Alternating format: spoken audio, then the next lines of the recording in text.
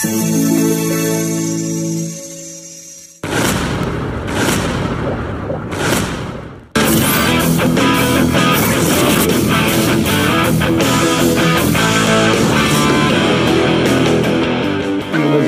पहिल्या 6 महिन्यामध्ये, एका वर्षामध्ये ते बऱ्याच काही गोष्टी असतात ज्याची फॅमिली रिस्पॉन्सिबिलिटीज असतील, आपलं एज असेल, त्या 5 ते 6 वर्षापासून प्रिपरेशन करतो.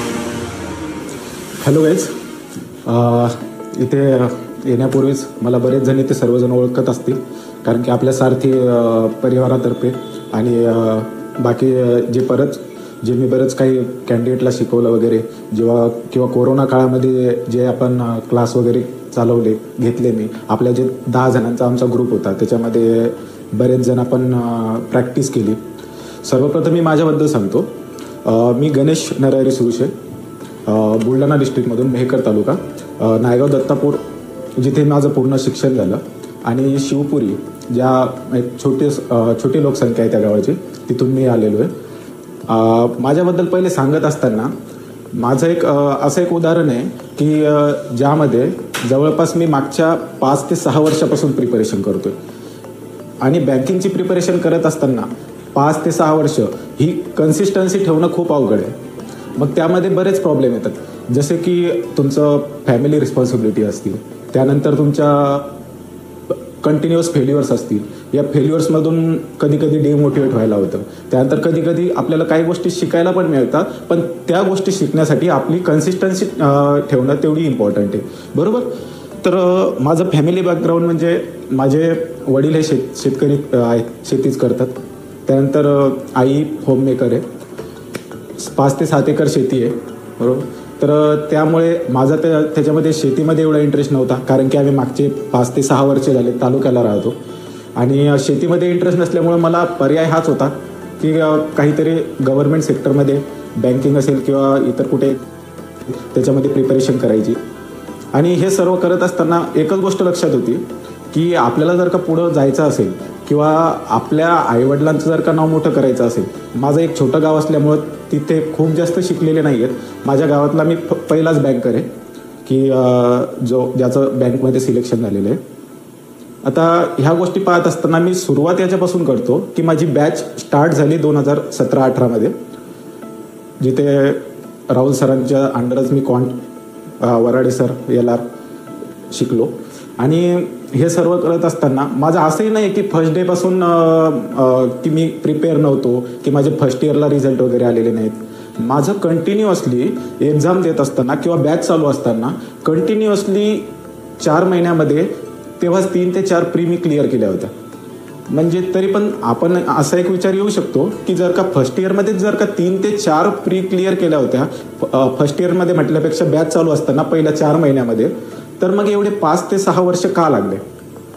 तर त्याच्यामध्ये माझी एक मोठी मिस्टेक झाली की एक म्हणजे सिनियर गायडन्स. मी सुरुवातीला याच्यामध्ये उतरण्यामध्ये, बँकिंग सेक्टरमध्ये उतरण्यामध्ये की बँकिंगची प्रिपरेशन का करायची, याच्यामध्ये एक मोठा वाटा होता माझ्या सिनियरचा. जे की मी ग्रॅज्युएशनलाच असताना, फायनल इयरला असताना माझे 2-3 जे सिनियर आहेत ते as a agriculture field officer म्हणून लागलं. माझं बॅकग्राऊंड BSc ॲग्रिकल्चर आहे. तर ते लागले. त्यानंतर मी एक विचार केला, आणि त्यांचं म्हणजे हार्डवर्क तेवढं काही नव्हतं, परंतु त्यावेळेस व्हॅकन्सीज, हार्डवर्क नव्हतं असं म्हणता येणार नाही, परंतु त्यावेळेस ज्या व्हॅकन्सीज होत्या आणि त्यांची जी प्रिपरेशनची जी लेवल होती, यामुळे म्हणजे ऑनेस्टली सांगायचं म्हणजे यामुळे मला असं वाटत होतं की बँकिंगमध्ये सिलेक्शन होणं खूप सोपं आहे. पण हे सर्व करत असताना जेव्हा मी ॲक्च्युअलमध्ये बॅच चालू केली, माझं पहिली गोष्ट म्हणजे BSc ॲग्रिकल्चर ग्रॅज्युएशन करायचं, तर त्याच्यामध्ये उद्देश होता की मला क्वांट अजिबात जमत नव्हते. 10वीपर्यंतचं मॅथ ठीकठाक होतं. 11वी-12वीला तर काहीतरी पासिंगवरती मी जवळपास 40-45 मार्कांवरती मॅथ पास केला. तर त्याच्यामुळे मॅथचं बॅकग्राऊंड नव्हतं, परंतु त्यांना इन्स्पायर होऊन म्हणा की त्यांचं जे शॉर्ट टर्ममध्ये जे सिलेक्शन झालेलं होतं, या गोष्टीला इन्स्पायर म्हणून म्हणा की मी बँकिंगची प्रिपरेशन स्टार्ट केली. तर बँकिंगची प्रिपरेशन स्टार्ट केल्यानंतर मी इथे आल्यानंतर माझ्या त्या कंटिन्युअस रिझल्टमध्ये मी काही मेन्स पण दिल्या. पण मेन्स दिल्यानंतर मला एक गोष्ट जाणवली की मी GS स्किप केलं होतं, जेणेकरून मी क्वांट LR इंग्लिश इंग्लिशही मी तसं करत नव्हतो जास्त. क्वांट एल आर केल्यानंतर मी GAचे लेक्चर केलेच नाहीत. तर GAचे लेक्चर न करण्यामागे मला म्हणजे त्याच्यामध्ये तेवढा इंटरेस्ट नव्हता. म्हणजे मी कितीतरी त्यावेळेस प्रॅक्टिस कितीतरी कंटिन्यू करू शकतो, पण माझी रिडिंग हॅबिट जी आहे ती एवढी चांगली नव्हती. त्याच्यामुळे मला त्या गोष्टी त्रास देत होते. मग असंच हे करत असताना पहिल्या तर सपोज प्रीला मी क्लिअरच होतो, हर एक एक्झाम मी क्लिअर करत गेलो प्रीची. पण मेन्समध्ये काय झालं, मेन्समध्ये माझा GAचा स्कोअर कमी यायचा. त्यावेळेस सपोज स्टार्ट फेज होती तर क्वांट एल आर पण कमीच यायचे. परंतु त्याच वर्षी RBI असिस्टंट ही माझी मेन्स जी एक्झाम आहे ती 0.75ने राहून गेली. आणि त्यामध्ये पण मला स्कोअर जो कमी होता तो GAमध्येच होता. बरोबर. तर माझं एक म्हणणं आहे की आपण बॅच स्टार्ट करत असताना कुठल्याच सब्जेक्टला हलक्यात नाही घेतलं पाहिजे. आता बरेच मुलं जे असे आहेत की ती क्वांट LR इंग्लिश या बेसिसवरती प्री तर क्लिअर करतात, पण मेन्सबद्दल काय, तर मेन्सबद्दल तयारी करत असताना आपण फर्स्ट डेपासून GAला स्टार्ट केलं पाहिजे. असं नाही की त्याला 3 तास 4 तास जास्त वेळ दिला पाहिजे, परंतु ॲटलिस्ट डेलीच्या 15 ते 2-3 सोर्समध्ये 15 ज्या न्यूज येतील, 15 ते 20 ज्या न्यूज येतील ते ॲटलिस्ट तुम्ही राईटअप करू शकता किंवा कुठनं तरी तुम्ही PDF रीड करू शकता. पण डेली बेसिसवरती GA 1 तास तरी मिनिमम केला पाहिजे. जसं की आपण क्वांट LRच्या 3-3, 4-4 तास प्रॅक्टिस करतो, तर त्याचप्रमाणे GAला सुद्धा वेळ देता आला पाहिजे. दुसरी गोष्ट, मी AFOसाठी प्रिपरेशन केली होती, त्यामुळे फर्स्ट इयरला मी फक्त बेसिकवरती आणि ॲग्रिकल्चर मेन्स याच्यावरती का भर दिला नाही याला रिस्पॉन्सिबल होते माझे काही सिनियर्स. जेणेकरून आता तरी बरेच असे आहेत की तुम्हाला खूप जास्त गायडन्स मिळतं. तुम्हाला आत्ता बाहेर जरी गेलं तर, आणि बाहेर तर गायडन्स करणारे एवढे झालेत की जवळपास जे 2-2, 3-3 क्लिअर होतात ते सुद्धा गायडन्स करतात. बरोबर. तर त्यावेळेस मला प्रॉपर गायडन्स मिळालं नाही, कारण की त्यावेळेस सिनियर सांगायचे की मिसलिनियस किंवा जे अरिथमॅटिक आहे ते नाही केलं तरी तुम्ही प्री क्लिअर करू शकता. पण मग मला हेच माहीत नव्हतं त्यावेळेस, तर मला हेच माहीत नव्हतं की जनरल बँकिंग काय आहे, जनरल बँकिंगमध्ये अजून पुढे काय स्कोप आहे. तर हे सर्व इथे संभाजीनगरला आल्यानंतर कळालं. आणि हे करत असताना मग माझी मेन्सची प्रिपरेशन झालीच नाही. फर्स्ट टाईम पण मी AFO दिला, प्री क्लिअर झालो, मेन्स क्लिअर झालो, इंटरव्ह्यू दिला, पण त्याच्यामध्ये पण ॲग्रिकल्चरचं एवढा काही स्टडी झाला नव्हता. त्याच्यामुळे पहिलं वर्ष तर याच्यामध्ये गेलं, 2018 त्याच्यामध्ये गेलं. बरोबर. तर 2019मध्ये मी ठरवलं की मला क्वांट LR जमायला लागलं होतं. त्याचं एक कारण होतं की बॅच चालू असताना मी कंटिन्युअसली होमवर्क जे करत होतो, जवळपास 400-500 सिम्प्लिफिकेशन असतील, म्हणजे हे कंटिन्युअसली हे करत होतो. आणि आम्ही बॅचमध्ये 2 ते 3 जण असं असायचो की जे कधीच उभे राहिले नाही. त्यावेळेस सर उभं करायचे की तुमची जे होमवर्क आहे, ज्या लोकांनी होमवर्क केलेलं नाही त्यांना उभे करायचे. तर आम्ही कधीच पूर्ण 4 महिन्यामध्ये मी कुठला डे पण स्किप केला नाही. एखादा 2 दिवस असेल जी की मी बॅच स्किप केली असेल. त्यानंतर होमवर्क माझं कंटिन्युअस होतं. होमवर्क कंटिन्युअस करत असताना जे पण काही प्रॉब्लेम येत होते ते आम्ही 4-5 जण मिळून सॉल्व्ह करत होतो. ती एक गोष्ट झाली.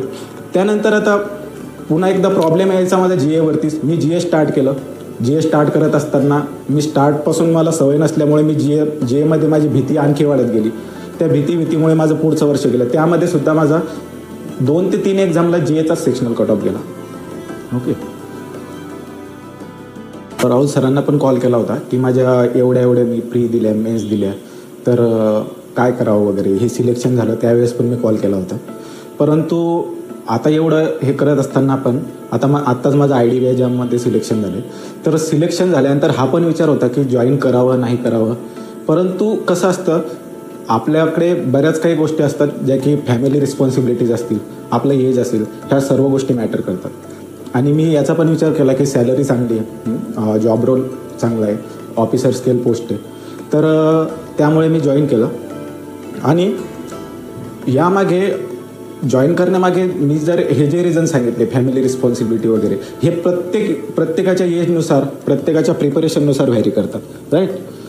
आता पहिली गोष्ट म्हणजे ही प्रिपरेशन करत असताना आपण किती ऑनेस्ट आहे हे कळणं इम्पॉर्टंट आहे.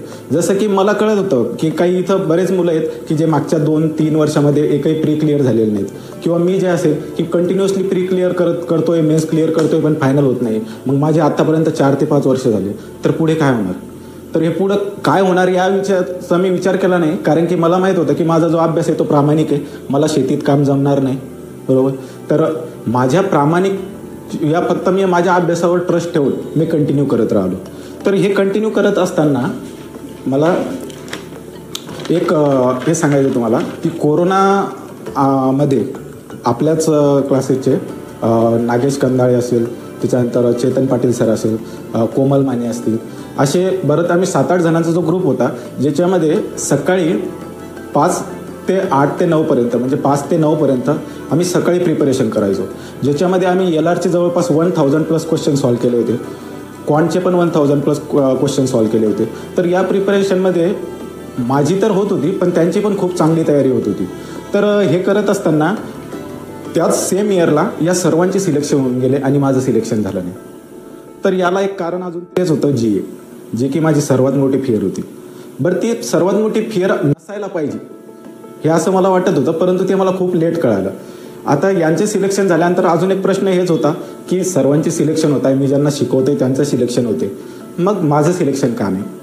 तर ही पण एक गोष्ट सांगतो. 2021-22मध्ये IBPS क्लर्कची जेव्हा ॲड आली, माझी पूर्ण मागच्या 5 वर्षामध्ये एकच अशी प्रिलिम आहे की जी मी फेल झालेलो आहे. आणि माझं बॅड लक असं की त्याच एक्झामला प्री क्लिअर झाल्यानंतर बाकीचे जे प्री क्लिअर झाले आणि माझी प्री झालेली नाही क्लिअर, आणि मेन्स नंतर बँक ऑफ इंडियाने 900+ जागा इन्क्रीज केल्या, जेणेकरून त्यामध्ये खूप कमी कट ऑफ लागा की ज्याच्यामध्ये ॲव्हरेज कॅन्डिडेटचे पण सिलेक्शन होऊन गेले. म्हणजे एक असंही होतं की शक्यतो जर का मी ती प्री त्यावेळेस क्लिअर करू शकलो असतो तर माझं सिलेक्शन नक्कीच झालं असतं, राईट.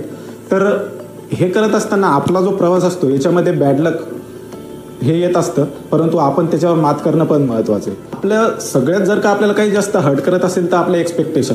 मग माझ्याकडे माझ्या अभ्यासिकेतले असतील की त्याच्यानंतर माझे रिलेटिव्ज असतील किंवा माझे आईवडील असतील, तर यांच्या ज्या आपल्याकडनं एक्सपेक्टेशन आहेत ह्या खूप महत्त्वाच्या आहेत आणि आपल्यासाठी महत्त्वाचं आहे की त्यांच्या एक्सपेक्टेशनवर ते आपण किती उतरतो. आणि हे पण एक चॅलेंज होतं की मी ज्या व्यक्तींना शिकवतो, ज्या लोकांना शिकवतो त्यांचे सिलेक्शन झालेलं आहे, माझं सिलेक्शन झालेलं नाही, पण याचा मला कधीच भीती वाटली नाही किंवा मी यानंतर मी कधीच घाबरलो नाही. मला तर ते उलट एक मोटिवेशन होतं की मी ज्यांना शिकवतोय ते त्यांचं सिलेक्शन झालेलं आहे. परंतु ह्या गोष्टी करत असताना मनामध्ये तर कुठे तर वाटणारच की माझंही सिलेक्शन होणं इम्पॉर्टंट आहे. आता मग याच वर्षी सिलेक्शन झाल्यानंतर एक अनुभव सांगतो तुम्हाला, जेणेकरून तसं तर माझं नेचर एक शांत आहे. मी कधीच कोणाला 5 वर्षामध्ये उलटून बोललो नाही की कोणी रिलेटिव्ह असेल किंवा कोणी काय असेल. आणि आपल्याला आपल्या प्रवासामध्ये शांत नियमित राहावं लागतं. जर का आपण शांत नाही राहिलो तर त्याच अँगरमध्ये आपला स्टडी होऊ शकत नाही, बरोबर.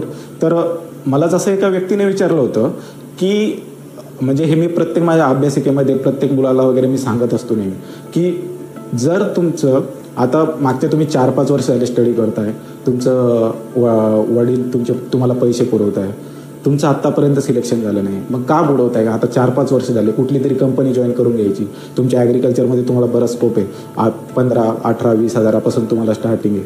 मग असं का 5 वर्ष झाले, आता तुमचं वय जवळपास 28+, 29+ होत चाललं आहे, मग का करायचं? का तुम्ही प्रिपरेशन सोडून देत नाही किंवा का तुम्ही मग दुसरीकडे हे करत नाही? तर काही व्यक्तींना आहे ना, आपण त्याच व्यक्तींना आपण ॲन्सरेबल आहे ज्यांना आपला स्ट्रगल माहिती आहे, ज्यांना आपली मेहनत माहिती, बरोबर. माझ्या आईवडिलांना हा प्रश्न कधी झाला नाही, कारण की मी सकाळी 7 वाजता जायचो.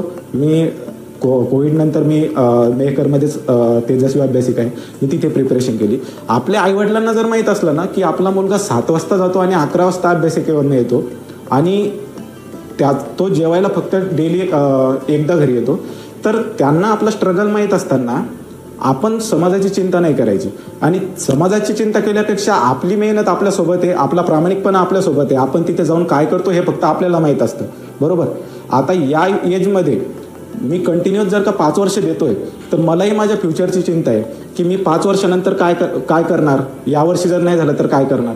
परंतु आपला प्रामाणिकपणा आपल्यासोबत आहे, माझा अभ्यास माझ्यासोबत आहे. मला माहीत होतं की आज ना उद्या माझा रिझल्ट पक्का येणार आहे. आणि हे जे लोक मला आज बोलत आहेत तर यांना मी सध्या तरी ॲन्सरेबल नाही आणि हेच लोक नंतर आपल्यालाच फुलाचा वर्षाव करतील, राईट.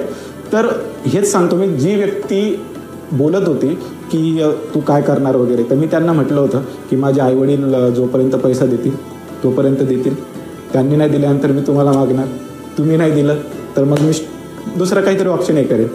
तर म्हणजे लोकांचं असं असतं की मग त्यावेळेस ते बोलले की आजकालच्या मुलांना बोलायचं हे नाही तसं, परंतु हे मी त्यावेळेस चुकीचंही बोललो असेल, परंतु असं आहे की आपण त्यांना ॲन्सरेबल नाही आहे.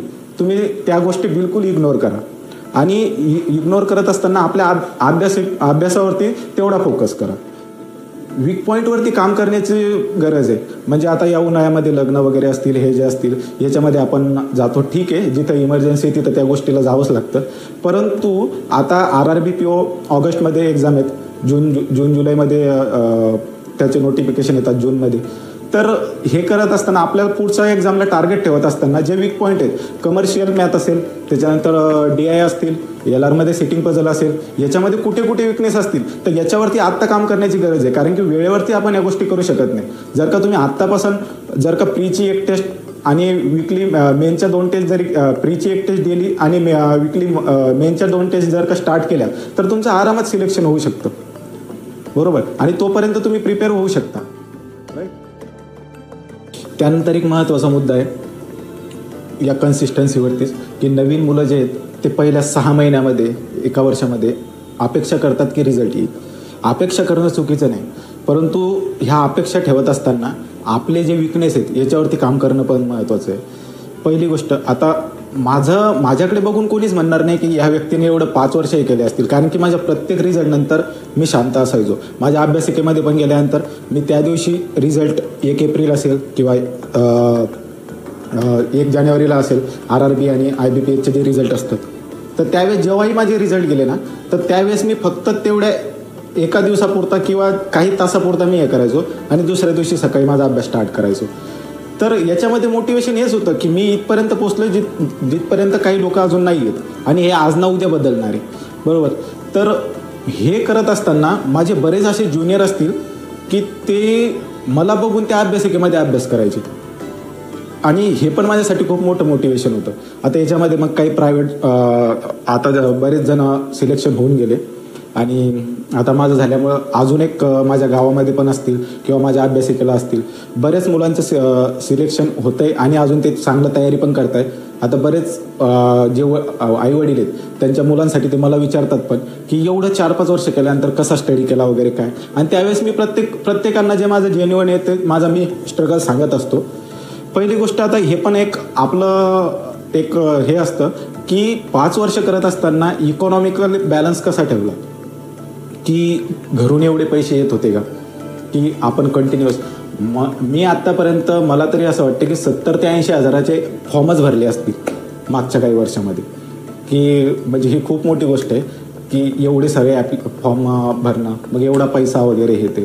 तर माझं असं होतं की मी कोविडमध्ये तुम्हाला सांगितलं की जसं आम्ही ग्रुप एक तयार करायचो त्यावेळेस माझ्याकडे काही मॅरिड कपल होते जे की काही ऑलरेडी जॉब वगैरे करत होते. त्यावेळेस आम्ही त्यांचं सकाळी 6 ते 8 वाजेपर्यंत मी क्वांट LR घ्यायचो. तर त्यामधून मला काही जे थोडं जे मिळत होतं तर त्यामध्ये माझे 40-50 हजार रुपये जमा झाले होते. त्याच्यामध्ये माझं वर्ष निघत होतं, त्याच्यामध्ये माझं ट्रॅव्हलिंग वगैरे एंट्री वगैरे जाणं हे सर्व निघत होतं आणि त्याच्यामुळे माझ्या फॅमिलीला तेवढा त्या गोष्टीचा त्रास झाला नाही. आणि दुसरी गोष्ट म्हणजे हे करत असताना माझी फॅमिली माझ्यासोबत कंटिन्युअस होती.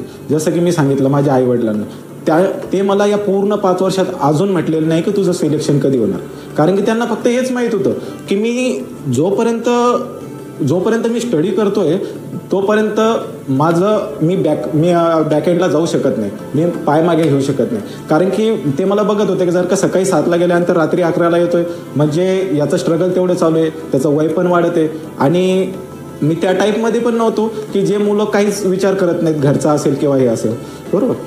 अजून एक गोष्ट अशी आहे की काही मुलांना, जसं की मी पण त्याच्यामध्ये देतो की काही मुलांना एक टेन्शन असतं की फॅमिलीमध्ये काही इश्यू असतात, बरोबर. तर फॅमिलीमध्ये इश्यू असताना आपण ज्या गोष्टी चेंजेस करू शकत नाही त्याच्याकडे लक्ष नाही दिलं पाहिजे. माझं 1-2 वर्ष त्याच्यामध्येच गेलं. काही गोष्टी आपण चेंज करूच शकत नाही त्यामध्ये मी जास्त फोकस घेतला त्याच्यामुळे. म्हणजे मी एक मोठा भाऊ असल्यामुळे, मला एक लहान भाऊ आहे, 2 बहिणी आहेत, दोन्ही बहिणींचं लग्न वगैरे झालेत. तर मी एक मोठा भाऊ असल्यामुळे मला एक असं वाटत होतं की मी त्या गोष्टीमध्ये इन्व्हॉल्व व्हायचं. पण त्या गोष्टीमध्ये इन्व्हॉल्व होऊन जर फायदा होत असेल, जर त्याचा काहीतरी आउटपुट निघत असेल तर आपण त्याच्यामध्ये इन्व्हॉल्व्ह व्हावं. पण मी ज्या गोष्टी काही चेंजेस करू शकत नाही त्याच्यामध्ये माझं 1 वर्ष गेलं. बरोबर. हे वर्ष जाण्यामागे माझा एकच उद्देश आहे, मला एकच म्हणायचं आहे की ज्या गोष्टी आपण चेंज करू शकत नाही ना, त्यामुळे आपल्या करिअरमध्ये डिस्टर्बन्स आणायचं नाही. की मी माझं चांगलं प्रिपरेशन करत असताना मला जर का बाहेरून काही असं डिस्टर्बन्स येत असेल तर ते चुकीचं आहे. तर त्यामुळे त्या गोष्टीकडे आपण थोडंसं दुर्लक्ष केलं पाहिजे. ज्या गोष्टी आपण नाही बदलू शकत ते आपण नाही करायला पाहिजे. बरोबर. त्यानंतर आता हे मी जसं सांगितलं आईवडिलांचं एक उदाहरण, त्याचप्रमाणे माझे जे दोन्ही ताई असतील, दोन्ही भाऊजी असतील, यांचं मोठं योगदान आहे माझ्या यशामध्ये. त्यांनी सुद्धा मला कधीच आत्तापर्यंत विचारलं नाही. आणि ते पण माझ्या म्हणजे दोघे जे ताई आणि भाऊजी आहेत ते माझे आईवडिलांप्रमाणेच माझ्या पाठीशी होते. तर या लोकांचा माझ्याकडे सपोर्ट असताना मला बाकीची काहीच गरज नव्हती. मला यांनी जर का माझा स्ट्रगल कधी पाहिला आहे, इव्हन माझा एक छोटा भाचा आहे, छोटी भाची आहे, ते सुद्धा माझा जेव्हा रिझल्ट आले होते त्यांना तेवढं कळत नव्हतं, पण तरी सुद्धा ते त्या दिवशी रडले होते. कारण की त्यांना बरेच बाहेर जेव्हा लोक बोलायचे की तुझा मामा वगैरे किंवा तुझा भाऊ वगैरे एवढे वर्ष झाले प्रिपरेशन करतोय, अजून काही नाही आहे, मग काही होणार की नाही, त्यांना कुठेतरी कंपनी जॉईन करावी. तर हे करत असताना तो माझा एवढा असा छोटासा भाचा पण म्हणायचा की माझा मामा जेव्हा सिलेक्शन होईल ना त्यावेळेस मी तुम्हाला सांगेन. आणि त्यावेळेस तो रडला होता. आणि मला स्वतः त्याने कॉल केला की जेव्हा मामा, आता ज्या लोक मला बोलले होते मी त्यांना बोललो की बघा माझा मामा सिलेक्शन होणार आहे आणि माझं सिलेक्शन आणि त्याचं सिलेक्शन झालं आहे. तर ह्या गोष्टी पण मॅटर करतात की आपली फॅमिली आपल्याला किती सपोर्ट करते. बरोबर. आणि आपले आई वडील जर का त्यामध्ये, इव्हन माझे आई वडील ज्यांना याच्यामध्ये काही कळत नसेल, ते एवढे एज्युकेटेड नाहीत की मी कुठली एक्झाम देतोय, मी कुठल्या एक्झामला जातोय, हे जर का त्यांना कळत नाही तरी सुद्धा ते जर का माझ्यावरती ब्लाइंड ट्रस्ट ठेवत आहे तर त्या ब्लाइंड ट्रस्टवरती उतरणं माझं काम आहे. बरोबर. तर आज जे सिलेक्शन झालंय त्याच्यामागे या सर्व लोकांचा खूप मोठा सहभाग आहे. आणि दुसरी गोष्ट म्हणजे माझ्यावरती ट्रस्ट ठेवणारे माझे मित्र, सर्व ज्युनियर्स, की एक वेळ तर अशी आली होती की लास्ट इयर माझा एक ज्युनियर बोलला की सर यावेळेस माझं सिलेक्शन नाही झालं चालेल पण तुमचं सिलेक्शन झालं पाहिजे. कारण की तुमच्याकडे बघितल्यानंतर पण मला रडायला येतं की एवढं सारं माणूस कसं सहन करू शकतो की 5 वर्षामध्ये एवढे जवळपास 16+ इंटरव्ह्यू द्यायचे, 25+ मेन्स द्यायच्या, त्यानंतर फेल्युअर परत 0पासून सुरुवात करायची. तर मी त्याला ते म्हटलं होतं की 0पासून सुरुवात करायची असं नाही म्हणता येणार की प्रत्येक फेल्युअरमध्ये काहीतरी शिकतो. आज जर का जो रिझल्ट आहे तो माझ्या मागच्या 25 फेल्युअरमधून आहे. बरोबर. तर 0पासून सुरुवात नाही म्हणता येणार, पण हे जे सिलेक्शन देऊन गेलं त्या 25 फेल्युअरमुळे गेलं. लेट झालं मान्य आहे. बरोबर. पण या 5 वर्षामधून जर का मला काही भेटलं असेल तर ती कन्सिस्टन्सी मला खूप काही देऊन गेली की ज्याच्यामध्ये माझा कॉन्फिडन्स, त्याच्यानंतर बाहेर लोकांना बोलण्याची जी कला आहे ती पण. अजून एक गोष्ट म्हणजे ही कन्सिस्टन्सी ठेवत असताना आपण लोकांना कसं फेस केलं पाहिजे किंवा कोणाला आपण ॲन्सरेबल आहे किंवा कोणाला आपण ॲन्सरेबल नाही हे पण लक्षात आलं. आणि आपल्यासोबत लोक किती आहेत, जसे की माझ्या अभ्यासिकेमध्ये असतील किंवा माझे फ्रेंड्स असतील, ते पूर्णपणे आत्तापर्यंत माझ्याशी सोबत होते की या व्यक्तीचं सिलेक्शन नक्की होणार, आज नव्हतं. कारण की ते आपले एफर्ट्स पाहत होते की आपला तो स्टडी बघत होते. बरोबर. आणि मी आत्तापर्यंत कधीच कोणाला गायडन्ससाठी नाही म्हटलेलं नाही. तर गायडन्स पण आपण त्या लेवलला करायचं ज्या लेवलला आपण करू शकतो. आपण आपली लिमिट क्रॉस करून गायडन्स नाही केलं पाहिजे. जर का मला त्या गोष्टीचा जर का अनुभवच नाही तर मी त्यामध्ये एक्स्ट्रा काहीतरी करण्याचं काम नाही केलं पाहिजे. जसं की आता बरेच मुलं करतात की काही प्री क्लिअर झाल्यानंतर, काही मेन्स क्लिअर झाल्यानंतर गायडन्स करण्याची एक भूमिका घेतात. परंतु आपण पण हे सर्व गोष्टी ऐकत असताना आपल्या विकनेस काय हे महत्त्वाचं आहे ना. गायडन्स ते लोक जरी गायडन्स करत असतील तर ते त्यांच्या लेवलला आहे. कोणी क्वांटमध्ये प्रोफिशियंट असतं, कोणी LRमध्ये प्रोफिशियंट असतं. क्वांटमध्ये असतील तर ते म्हणतील तू क्वांटमध्ये भर दे, या क्वांटमध्ये तू स्कोअर करू शकतो. कोणी LRमध्ये असेल, कोणी LRमध्ये प्रोफिशियंट असल्यामुळे ते त्याच्यामध्ये भर दे असं सांगू शकतात. तर त्याच्यामुळे आपले विकनेस काय आहे ह्या गोष्टी महत्त्वाच्या आहेत. की एक्सपेक्टेशन करणं चुकीचं नाही, पण एक्सपेक्टेशन करताना एक लक्षात ठेवायची नेहमी गोष्ट की 99% जरी मेहनत असली तर त्याच्यामागे 1% लक असणं महत्त्वाचं आहे. जे मला मागच्या 5 वर्षात कळालं. तर हेच सांगेल की जर तुम्ही तुमच्या अभ्यासाशी प्रामाणिक असाल तर कन्सिस्टन्सी ठेवण्यामध्ये तुम्हाला कोणीच अडवणार नाही, तुम्ही स्वतः तुम्हाला अडवणार नाही. कारण की तुम्ही तुमचे 5 वर्ष असेल, माझंच उदाहरण नाही सांगत आहे, तुम्हाला 2 वर्ष 3 वर्ष 4 वर्ष तुम्हाला काय जी प्रिपरेशन करत असणार त्यावेळेस तुम्ही तुमचं जे कन्सिस्टन्सी आहे ती तुमच्या प्रामाणिकतेवरती आहे. जर का तुम्हाला माहिती आहे की मी इथे येऊन अभ्यासिकेमध्ये येऊन किंवा रिडिंगमध्ये येऊन जर का मी माझं प्रामाणिक टाईम देतो आहे, जर का मी माझ्या प्रत्येक सब्जेक्टशी प्रामाणिक करतो आहे, माझ्या प्रत्येक सब्जेक्टसाठी प्रॉपर वेळ देतो आहे, तर मग मी का मागे हटावं. जर तुम्ही प्रामाणिक वेळ देताय ना तर तुम्ही स्वतः मागे हटू शकत नाही. तर त्यासाठी मी एकच सांगेल की तुमच्या प्रामाणिकतेवरती नेहमी खरे करा आणि कंटिन्युअसली तुमचा अभ्यास चालू ठेवा.